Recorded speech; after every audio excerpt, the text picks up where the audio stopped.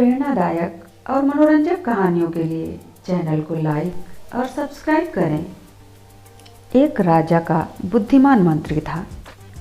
एक तरीके से वह वित्त मंत्री था। सारे बिजनेस लेन देन वही मैनेज करता था।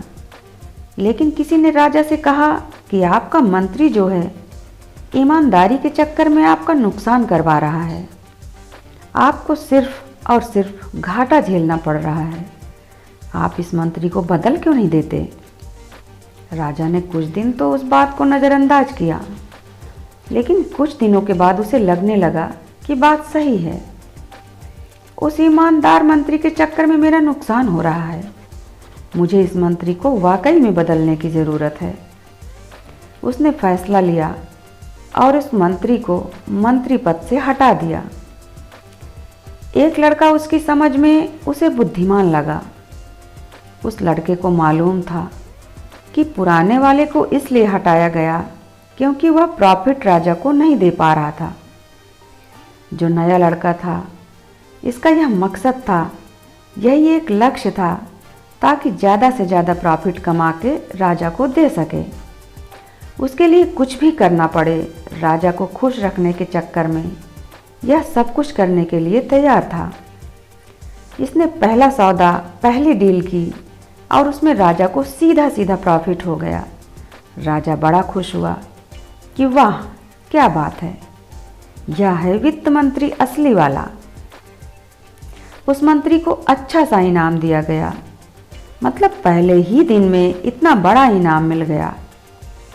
एक बार उस राज्य में एक घोड़ों का व्यापारी आया जो दूर किसी दूसरे देश से आया था। उसके पास में तकरीबन 1000 घोड़े थे। उसने आकर के कहा कि मुझे इन 1000 घोड़ों का सौदा करना है। मैं चाहता हूँ कि यह आपके अस्तबल की शान बढ़ाए। तो वह नए वाले मंत्री ने सोचा कि राजा साहब के सामने अपनी बुद्धिमानी दिखाने का बढ़िया मौका है। तो उसने कहा कि ठीक है, आपका सौदा हम करने के लिए तैयार हैं, लेकिन आपको बदले में सिर्फ और सिर्फ एक मुट्ठी चावल दे पाएंगे। राजा बड़ा खुश हुआ कि क्या बात है, सिर्फ एक मुट्ठी चावल के बदले में 1000 घोड़े। लेकिन व्यापारी ने कहा, माफ़ कीजिएगा, सौदा नहीं हो पाएगा, मुझे थोड़ा सा वक्त दीजिए, मैं सोचता हूँ, कल एक बार फिर से मिल लेते हैं। इस मंत्री ने कहा कि सोच लो, इससे बढ़िया सौदा तुम्हें मिलेगा नहीं। व्यापारी तंबू में जाकर के सोचने लगा कि क्या करूं, मेरा तो जो मकसद है आने का सब बर्बाद हो गया। तभी किसी ने बताया कि यहाँ पर एक बुद्धिमान मंत्री थे, आप एक बार उनसे मिल लीजिए। उस व्यापारी ने पुराने वाले मंत्री से जाकर के सारी बात बताई।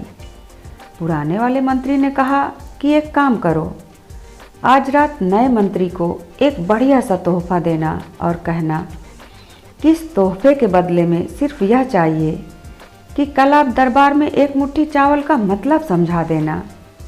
व्यापारी ने वैसे ही किया। अगले दिन दरबार लगा।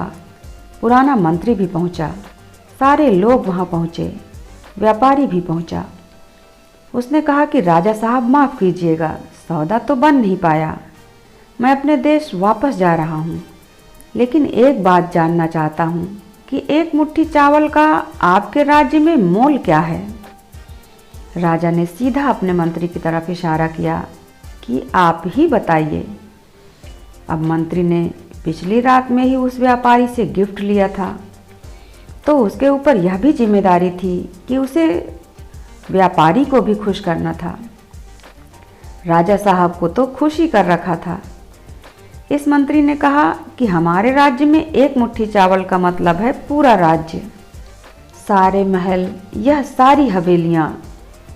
सब लोग ठहाके मारकर हंसने लगे कि क्या पागलपन है। और एक ने तो बोल दिया कि राजा साहब किस बेवकूफ़ को आपने मंत्री बना दिया। जिस राज्य को हम अनमोल मानते हैं, उसका मूल्य एक मुट्ठी चावल से लगा रहा है। राजा को अपनी गलती का एहसास हुआ। तुरंत उसने नए लड़के को मंत्री पद से हटाया, पुराने वाले को मंत्री बनाया। पुराने वाले ने फिर से सौदा किया और व्यापारी भी खुश होकर के अपने 1000 घोड़े दे करके चला गया। दोस्तों, हम भी कभी कभी उस लड़के की तरह बन जाते हैं। सबको खुश करने के चक्कर में लड़का व्यापारी को खुश करना चाहता था, राजा को खुश करना चाहता था, सबको खुश करने के चक्कर में बर्बाद हो गया। अगर आप सबको खुश करने जाएंगे तो आखिरी में आप पाएंगे कि आपने सबसे बड़ा नुकसान खुद का कर लिया, क्योंकि कभी भी आप इस दुनिया में सबको एक ही समय पर खुश नहीं रख सकते। सबके अपने अपने विचार हैं, इसलिए सबसे पहले खुद को खुश रखना शुरू कीजिए। धन्यवाद।